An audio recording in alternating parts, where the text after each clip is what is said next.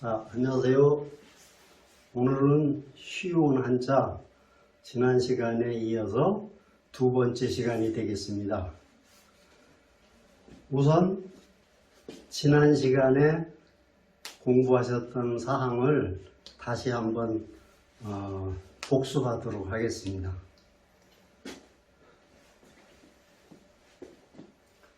우선 사람이 살아가면서 제일 먼저 의사 전달하기 전에 숫자 개념이 먼저 생겼어요. 수렵 생활을 할 때, 오늘 들에 갔다가 사과를 맺겠다니 이런 것이 나중에 이제 빌려주기도 하면서 이렇게 됐다가 나중에는 이 깊은 글자까지 나왔는데, 우선 숫자가 가장 쉽기도 하거니와 글자이기 때문에 숫자를 먼저 공부하도록 하겠습니다. 이게 한일일인데 하나 일이라는 뜻이에요. 한일이 하나를 한으로 줄인 거예요. 하나를 나인데 두자가 세월이 바빠졌는데 두자씩 할 게 없이 그냥 한 이렇게 했어요. 그래서 한일. 그 다음에 그게 두 개인 것이 두이. 보통 둘이죠. 근데 둘 하니까 바쁜 세월에 그것도 길어져요. 그러니까 그냥 두이 그랬어요. 세 개 삼인데 그것도 줄여서 서삼. 근데 요 글자들이 두이는 위가 좀 짧고 밑에가 길어야 글자가 안정감이 있어요. 만약에 밑에가 짧고 위가 길었다 보면 바람 불면 흔들릴 것 같은 그 불안한 글자가 되기 때문에 이렇게 됐어요. 삼자는 가운데가 좀 짧아요. 그런 그 개념을 가지시고, 늑사자는 하나, 둘, 셋, 넷, 다섯 이렇게 됐는데, 지금은 처음이라 관계없는데 이제 공부를 많이 하셔가지고 이렇게 활용하실 때는 요게 우회가 조금 밑보다는 약간 알 듯 모를 듯하게 조금 짧은 게 좋아요. 그래야 이게 모양이 이뻐져요. 그 다음에 다섯은 우회가 있는데 밑에를 길게 이렇게 해줘야 돼요. 그 다음에 6은 점에다가 이렇게. 그 다음에 7, 7은 우회가 좀 길어서 밑이 조금 짧게. 8은 8. 9는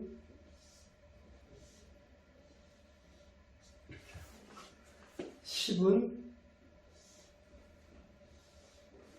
열 십자라고 보통 많이 하는데 한두 번 이렇게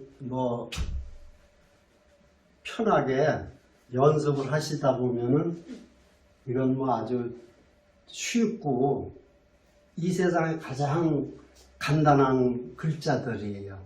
조금 이제 지나다 보면 두세 자가 합쳐져 가지고 하나 둘이 합쳐져 가지고 이런 식으로 글자가 복잡한 글자인데 그게 두 개가 합쳐져서 또 새로운 글자가 되고 세 개도 합쳐져서 새로운 글자가 되고 네 개가 합쳐져서 한 글자도 되고 획수가 이제 요거는 획수라는 건 글획자인데 요건 하나예요.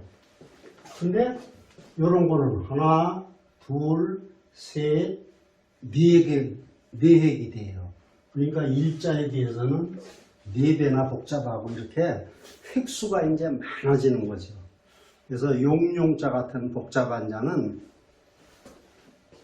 하나, 둘, 셋, 넷, 다섯, 여섯, 일곱, 여덟, 아홉, 열, 열하나, 열둘, 열셋, 열넷, 열다섯, 열여섯. 이거 지금 쓰면서 조금 부자연스럽게 됐는데 요점은 요거는 16획이에요. 요거는 1획.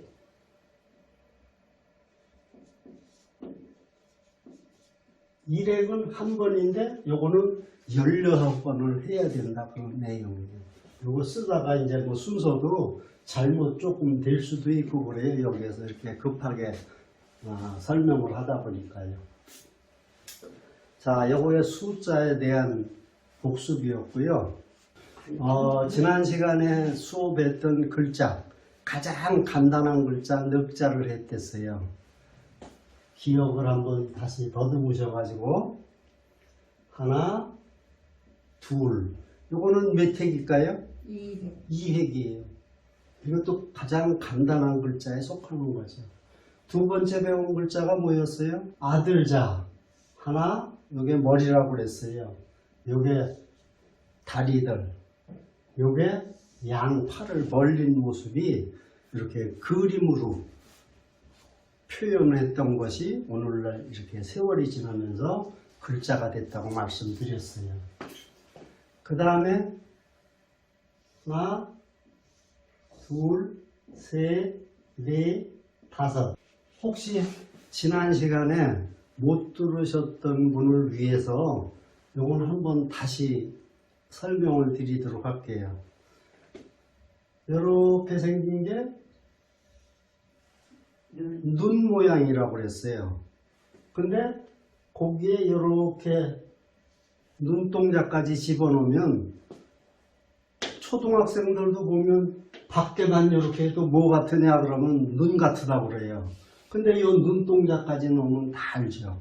근데 옛날에는 이런 좋은 종이나 펜이 없었기 때문에 나뭇가쟁이나 돌 꿰쭈간 거, 짐승뼈 이런 걸로 대개 땅에다가 글씨를 쓰다 보니까 이 곡선을 그리기가 어려웠어요. 그래서 곡선은 직선으로 이렇게 변화가 되는 거죠. 그래서 위에 게 이렇게 됐어요. 그 다음에 곡선을 피하기 위해서 직선으로 되고 이게 눈 건 모양에다가 나중에 눈동자를 이렇게 직선으로 표현했던 거죠. 근데 모든 글자는 세월이 지나면서 다 이렇게 일으켜 세우게 돼 있어요. 글자 한자는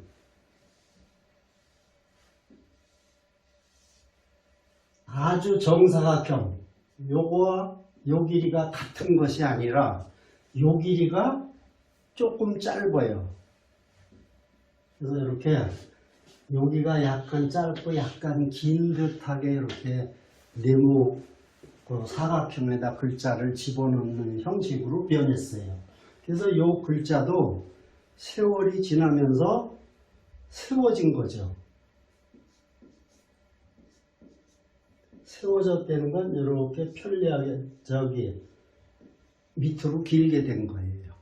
그래서 오늘날의 눈목이 된 거죠. 그 다음에 지난 시간에 했던 네 번째 것이 아기를 가지고 있는 여자가 배가 부른 여자를 형상화해서 우리 몸을 만든 거예요. 그래서 그것이 위에 머리, 몸체를 이렇게 표현했던 거죠. 그래서 이게 신이 됐던 거예요. 그래서 다 아시지만 요거는 사람인, 요거는 아들, 자. 근데 지난 시간에 말씀드릴 때 처음에 이 글자가 만들어졌을 때는 아들이라고 요즘처럼 딸, 아들, 구별되는 아들이 아니라 아기를 의미한다고 그랬어요. 근데 요 근래 이렇게 발전된 세월로 오게 되다 보니까 아들, 딸, 남자, 여자를 구별하는 필요가 있어서 여자, 여자가 다시 생겼다고 말씀드렸어요. 요 여자 여자는 여자가 이렇게 무릎을 구부리고 앉아가지고 양 팔을 이렇게 다소곳이 하고 있는, 참하게 앉아있는 모습이 이렇게 변한 거예요. 여자 여자로.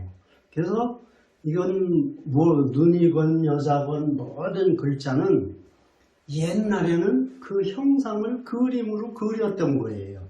근데 그게 오랜 세월이 지나면서 오늘날과 같은 글자로 변했던 거죠. 자, 여기까지는 이제 지난 시간에 공부하셨던 걸 복습을 했고, 오늘은 글자가 이렇게 간단한 글자가 돼 오면서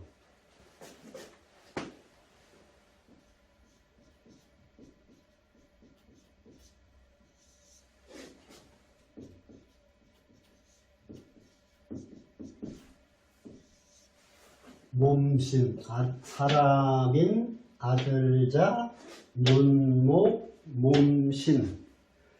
이 두 자는 사람, 아들, 이런 건 호칭이라고 그래요. 부르는 거. 개냐, 사람이냐, 뭐, 호랑이냐, 이렇게 호칭이고, 그 다음에 요 눈목, 몸신은 우리 인체 부분이에요. 몸신은 인체 부분은 아니고 우리 몸 전체를 의미하는 거지만 눈도 우리 몸의 일부예요. 그래서 요 호칭이죠. 이것도 저 우리 몸의 일부에 그런 거를 이렇게 부르게 된 거예요. 그러면 이렇게 호칭 부르는 거나 우리 인체 일부분을 글씨로 이렇게 만든 거 이외에 또 더 넓게 할 수가 있어요. 하나, 둘, 하나, 둘, 셋, 넷, 다섯, 여섯. 무슨 짐승을 표현했을까요? 양. 예, 요거는 뿔이에요. 그 다음에 요게 이제 몸이고 요게 얼굴이고 요게 수염이에요. 그래서 뿔이 달린 수염이 난 양을 그린 거예요. 그렇게. 그래서 이제 오늘날에는 양자가 된 거예요.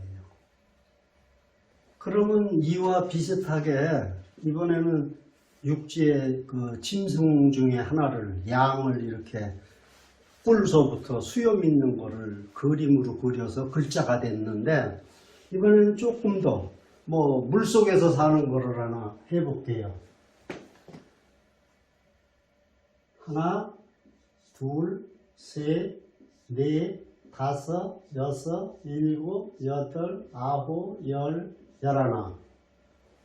무슨 그림 같을까요? 고기요. 네? 고기 없죠. 요거는 물고기를 얘기한 거예요. 이렇게 눈이 있고 비늘이 막 있는 거예요. 비늘이. 그래서 요게 머리를 표시한 거고, 요거는 비늘을 표시한 거예요. 요거 이렇게 된 거는 뭘까요? 지느러미. 쥐느러미. 이 꼬리를 표현한 거예요. 그래서 요게 물고기 어로 변한 거죠. 그러면 요거는 이제 무태 사는 동물, 물속에 사는 동물을 표현했는데, 이번에는 다른 거를 한번 해보죠. 하나, 둘, 셋, 넷, 다섯. 요거는 벼화자라고 하는데, 이게 우에 앞으로도 이 수평선으로 지나는 거는 다 땅이라고 생각하면 돼요. 땅, 평평한 거. 거기에 땅에서 씨앗에서부터 줄기가 올라왔어요. 근데 줄기가 올라오기 전에 땅에서 씨앗이 떨어지면 뭐가 먼저 나올까요? 줄기가 먼저 나올까요? 뿌리. 아니죠. 뿌리가 먼저 나와야 땅 속의 영양분을 흡수해서 이 줄기가 나오는 거예요. 그래서 이게 이제 다른 중간에 땅과 하나 하면 땅이 있는데 이렇게 생긴 건 나무예요. 뿌리가 있고 올라와 가지고 이파리가 된 거. 그래서 땅 밑에 뿌리 위에 줄기가 있는 거는 나무 목자예요. 그 위에 올라와서 이제 가쟁이도 뽑고 뭐 이파리도 열리고 사과나무는 사과도 열리고 이러는데 바쁜 세월에 그걸 다 할 수 없으니까 이렇게 나무 목을 했어요. 요것도 마찬가지인데 이번에는 이렇게 점을 딱 찍었어요. 요거는 벼화라고 그래요. 벼. 쭉 올라와서 벼들 보셨죠? 이파리가 막 나오다가 뭐가 생겨요? 이삭. 벼 이삭이 생기죠? 쭉 올라와 뿌리가 있는데 여기 올라와 가지고 이렇게 벼 이삭이 생기잖아요. 여기 물론 뭐 정확히 하려면 다 하는데 바쁜 세월에 이거 다 할 거 없이 요점만 정리한 거예요. 그래서 요 벼 이삭이 처음에는 바람이 있는지 없는지도 몰라도 그게 이렇게 나왔을 때는 약한 바람에도 막 흔들려요. 근데 이게 아주 알이 실하게 연글어 가지고 무거워서 고개를 딱 숙일 때는 산들바람 불어도 꼼짝 안 해요. 센 바람이나 불어야 움직이죠. 그래서 요게 꼬부라진 모습이에요. 이렇게 무거워서 벼 이상이 꼬부라진 모습. 그거를 하나로 이렇게 표시한 거죠. 그래서 우리 일상생활에 옛 어르신들이 쓰던 말씀도 이렇게 잘 연그른 벼는 미풍에 막 이렇게 까불질 않아요. 사람도 똑같다고 그래요. 잘 익은 사람일수록 웬만한 미풍에 요동을 안 해요. 자기 소신껏 이렇게 한다고 하는 거를 이 자연에서 받아들여서 우리 일상생활에서도 얘기를 했어요. 그래서 요 모습을 나무인데 벼이삭을 이렇게 한마디로 표현한 거예요. 그래서 요게 벼화자예요. 그 다음에 한 자만 더 하도록 하죠. 이번에는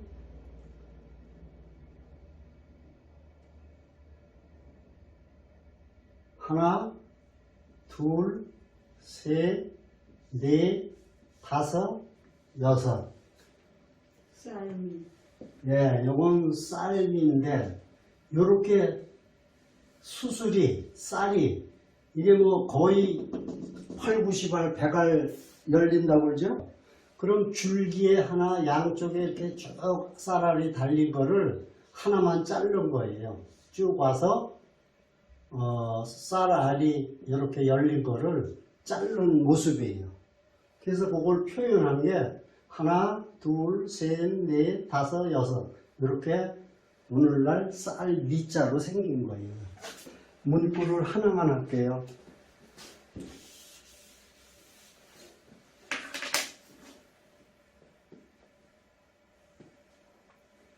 이제는 한자 시간으로 들어와서 조금 획수가 많은 글자가 될 거예요. 오늘은 여기까지 할 텐데요. 이 지자는 이를 지자예요. 어디에? 이른다.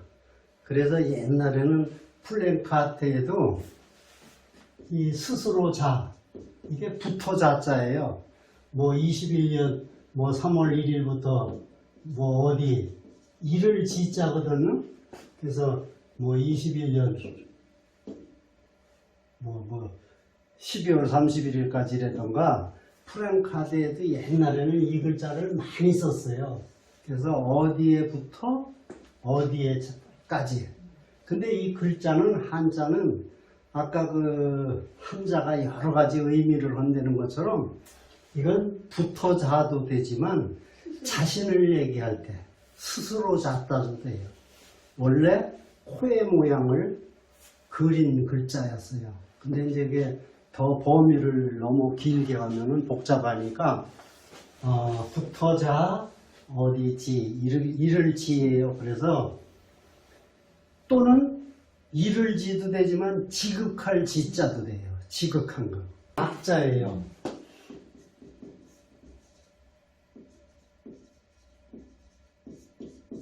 음악이라고 그러죠? 소리 음자. 그래서 이때는 이 소리를 얘기하는 거고, 이게 즐거울 낙자도 돼요. 뭘 즐긴다고 그랬어요. 오락하면은 뭐예요? 재밌게 즐기는 게 오락 아니에요? 그런 것뿐이 아니라 요자도 돼요. 즐길 요자. 요산 요수. 산을 즐기고, 수는 물을 즐긴다는 거예요. 여름에 같은데 해수욕 가고 뭐 이러는 거. 그래서 이렇게 뜻이 여러 돼서 여러 가지 말씀드리면 처음에 조금 이렇게 혼동이 되시지만 한두 번 들으시면 굉장히 우리 일상생활과 이렇게 통할 수가 있어요. 요거는 없을 막자예요. 요거 같을 여자. 뭐 같은 것이 없다 이런 뜻이에요. 뭐 독서나 읽을 독자, 글서자. 책 서자. 글서라. 책을 읽는다, 독서한다. 그래서 지극한 즐거움은 막여 같은 게 없다. 뭐와 같은 게 독서, 책 읽는 것만큼 즐거운 게 이 세상에 없다는 거예요.